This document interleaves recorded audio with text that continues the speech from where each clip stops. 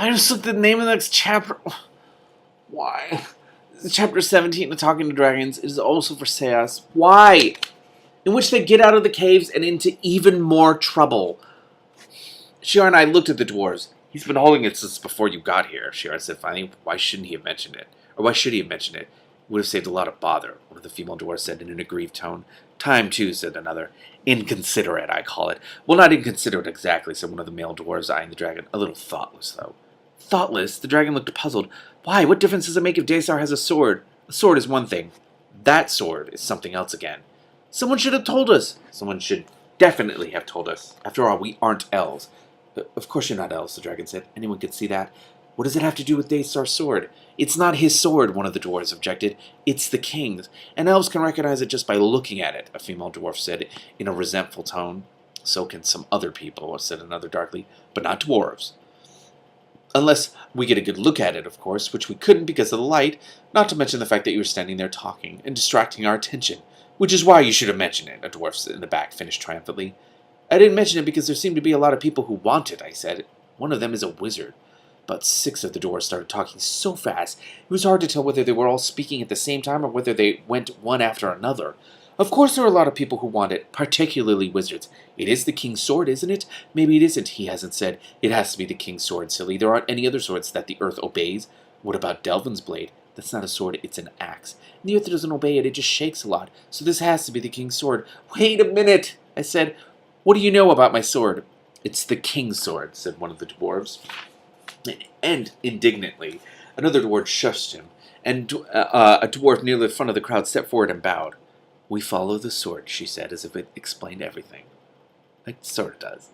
The other dwarves all smiled and nodded. I sighed and gave up.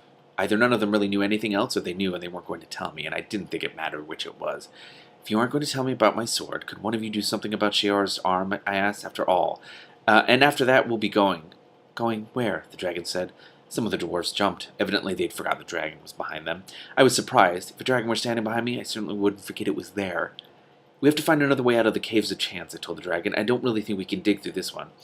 That will not be necessary, said the dwarf closest to me. Had we known you were the bearer of the sword, we would not have objected to your request. Not at all, said the dwarf next to him. She turned and waved to the others. Lord Daystar requires this tunnel cleared. Begin!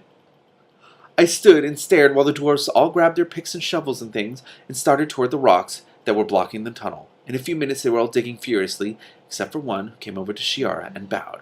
I am Darlbryn, he announced. That's nice, Shiara said sarcastically. I sighed, but I didn't say anything. You can't really expect a fire witch with a broken arm to be particularly polite. Darlbryn didn't seem to notice. I have some skill at mending things, he said, and bowed again. If you will permit it, I would like to examine your arm.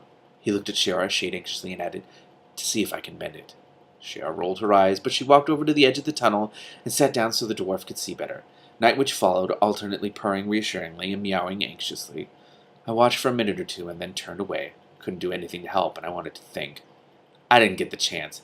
As soon as I turned, the dragon stuck its head over a couple of dwarves and said, I didn't know you were a lord. Why didn't you tell me? Because I'm not a lord, I said. I think I sounded a little desperate, and I know I felt desperate.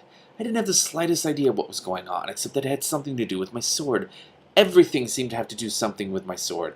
I was getting tired of it, more than a little worried. It's so fascinating because, we know exactly what's going on, but he doesn't know, and it's so stressful for him. Well, if you aren't a lord, why did you call you one? Because he has the king's sword, said a dwarf, who was walking under the dragon's chin with a boulder more than half as big as he was. The dragon pulled its head back far enough to eye the dwarf, who ignored it and kept walking. I really wish you'd explained a little more, I yelled after the dwarf, and then I thought of something. Why did you call me the bearer of the sword? I didn't call you anything, the dwarf said without stopping. That was Cottlestone. He set the boulder down and headed back toward the pile of rocks, which was beginning to look smaller already. Excuse me, I said loudly in the general direction of the crowd of dwarves, but would one of you tell me which of you is Cottlestone? I'd like to talk to him, please. Cottlestone! Shouted a half-dozen voices. For a minute I thought the roof was going to cave in again. But all that actually happened was that one of the dwarfs stepped out of the crowd and bowed to me. He looked as if he really meant it, not as if he was just being polite. Don't do that, I said. As you wish, the dwarf said, bowing again. What do you want to know from me? Why did you call me the bearer of the sword? Cottlestone looked surprised. Well, it's obvious. When the bearer of the sword holds the king's sword, the earth obeys it. So when you held up the sword and the earth obeyed, we knew you were the bearer of the sword. Oh, I thought for a moment. Have you ever heard of the holder of the sword, or the wielder of the sword? Who? Never mind, I said. How does someone get to be the bearer of the sword? No one knows, Cottlestone said, looking at me curiously. Oh, I said again. I was trying to think of something else to ask when there was a shout from the top of the caved-in section of the tunnel. Cottlestone bowed again. If you will excuse me, I think they've gotten through to the other side, and I have to go help. It's my job. These dwarves are so awesome. All right, I said uncomfortably. Cottlestone turned away, and I watched him melt into the crowd of dwarves. I wasn't sure what I'd found out, except that I didn't like people bowing to me. I found myself hoping that the rest of the dwarves wouldn't imitate Cottlestone. Wait till you find out who you are, Daystar. Did he say they're almost finished? Asked Shiara from behind me. Wonderful, I can't wait to get out of here. I turned. Shiara was standing, holding Nightwitch in the crook of her left arm. Her right arm was covered from her fingers almost to her shoulder in something smooth and gray and shiny. She looked a little white, but that might have been from the torchlight. Well, what are you staring at? She demanded. I wasn't staring, I said. I just was checking to see if you were all right. Darlbryn stepped up beside Shiara and bowed. Not quite all right, but not bad. Not bad at all. I wouldn't call a broken arm not bad, Shiara said sourly. Oh, I didn't mean that, Darlbryn said hastily. I was referring to the mending. I'm sure you did a very good job, I told him, and I really appreciate it. I suppose I do too, Shiara mumbled. Thanks. It isn't really mended yet, you know, Darlbryn said with a touch of anxiety. People aren't as easy to fix as axe handles. It'll be a month before you can take the sheath off. Yes, I know, I've had a broken arm before. Shiara scowled at the sheath. Then you're very welcome, the dwarf beamed, happy to be of service. Shiara snorted, but quietly. Darlbryn didn't notice. He bowed to each of us and went off to help the rest of the dwarves finish clearing the tunnel. I looked at Shiara. I didn't know you'd broken your arm before. That's because I didn't tell you, Shiara said. She looked at me for a minute and then sighed. I was stealing apples from the prince's gardens and fell out of the tree all right. Oh. Wait, what prince? And why were you taking his apples? The Prince of the Ruby Throne, Shiara said after a minute. He had a house and garden just outside my town, and he never picked any of the apples. He just left them to rot. And I was hungry. So I sneaked over the wall and climbed into the tree, but there was a big snake on it with wings, so I fell out of the tree and broke my arm, and the snake went away. Shiara, I said, and stopped. She obviously had no idea what she had almost done. I sighed and changed what I was going to say. Shiara, the Prince of the Ruby Throne raises magic apples. All kinds of people have been trying to steal them for years and years, but he's a very powerful sorcerer, and there are hundreds of spells protecting his gardens. It must be why he was so upset, Shiara said in a tone of sudden enlightenment.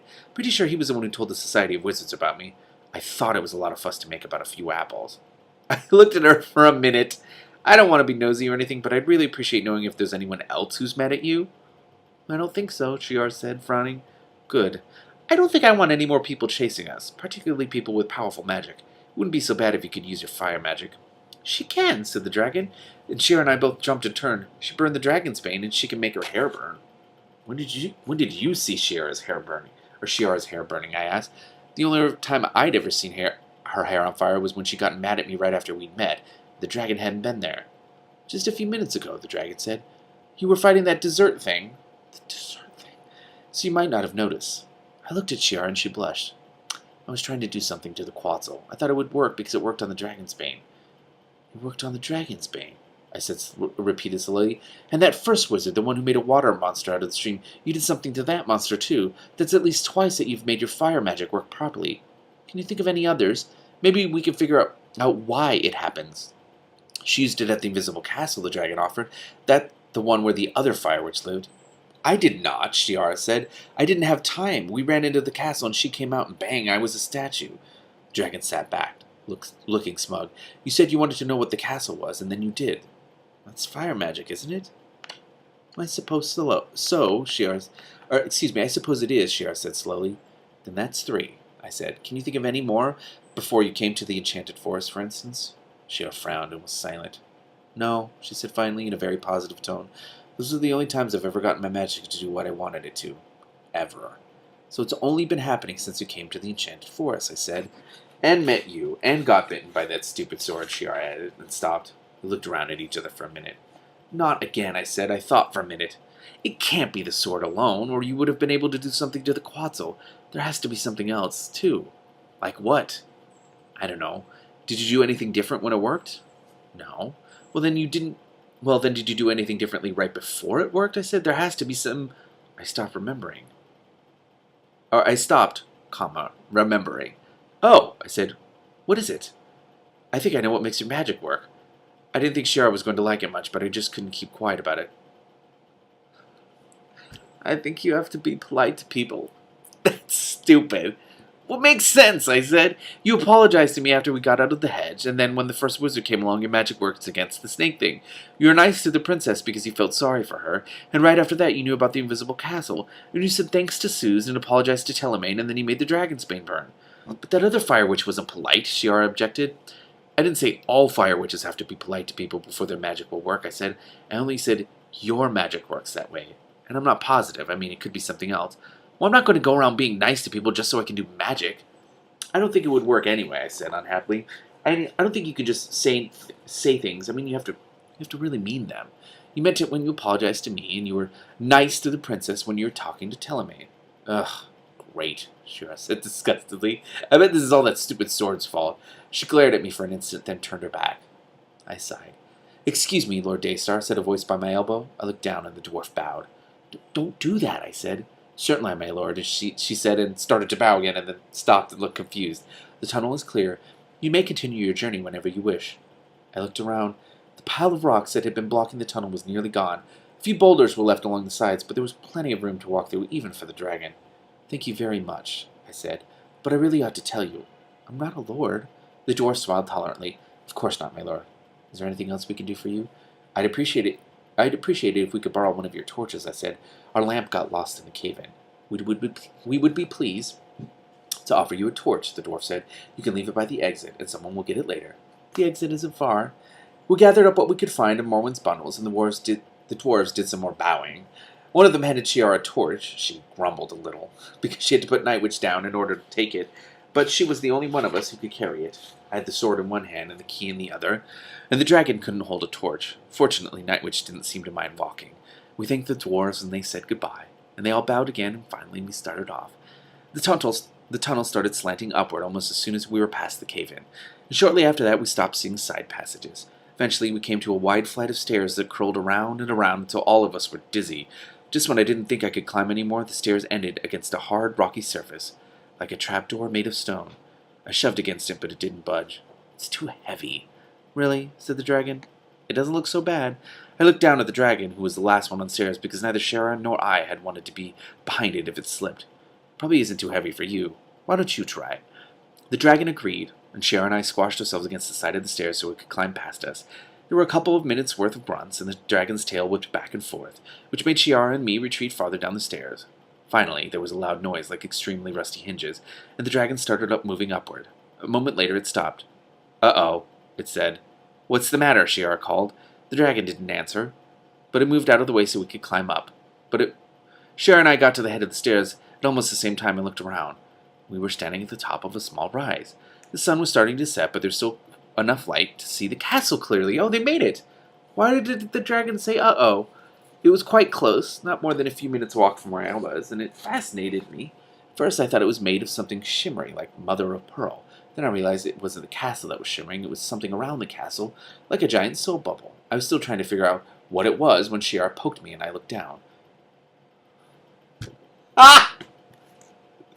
There were approximately 200 dragons sitting on the ground around the little hill we were standing on, watching us. Oh, they made it. This is so great. This is so great. Oh my god, they made it.